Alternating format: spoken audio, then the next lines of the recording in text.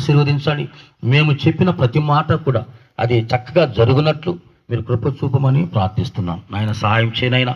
మరి ఎలీషా బిడ్డ కొరకు ప్రార్థన చేస్తున్నాం. యవన ప్రాయంలో నీ కాడి మోయుటకు నీ బిడ్డ ముందుకొచ్చిన్నాడు నాయన.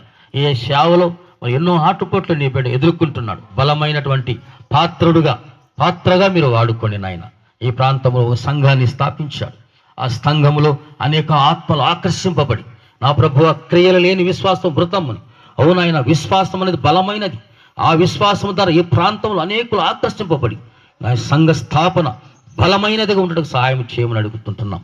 ఓ ప్రభువా, క్రీస్తు అనే బండ మీద నా సంఘమును కట్టుదుమని పేతుతో మీరు సెలవిచ్చినటువంటి రీతిగా, అవును ప్రభువా, ఇదిగో నాయన ఎలీషాతో మీరు ఈ సమయంలో సెలవిమని ప్రార్థిస్తున్నాం.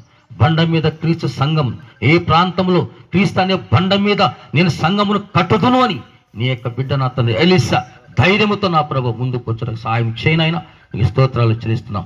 మరి దైవజనులు సీనియర్లు నా ప్రభు ఎంతోమంది సీనియర్ సిటిజన్ దైవజనులు పెద్దలు వచ్చారు. వారందరినీ కూడా పేరు పైన దీవించండి, ఆశీర్వదించండి. మరి దైవజనురాలు కూడా వచ్చారు ప్రభు, వారు కూడా మీరు దీవించండి. ఈ కార్యక్రమం అంతా కూడా మీ ఆత్మ స్వాధీనం నడిపించుకోండి. మేమేమైతే నా ప్రభా ఇదివరకు చెప్పిన మాటలన్నీ కూడా సంపూర్ణంగా జరుగులాగన మీ చిత్తాన్ని బయలుపరచమని, ఎలీషా పట్ల మీ చిత్తాన్ని తెలియచేయమని, ఆ చిత్తానుసారంగా నీ బిడ్డ నడుచుకున్నట్టు సహాయం చేయమని, వేరే మహిమ పొంది మమ్మల్ని దీవించమని మా ప్రభుని క్రీస్తు యేసు నామం పేరిట ప్రార్థించడికి వేడుకొనుచున్నాం తండ్రి. ఆమేన్, ఆమేన్.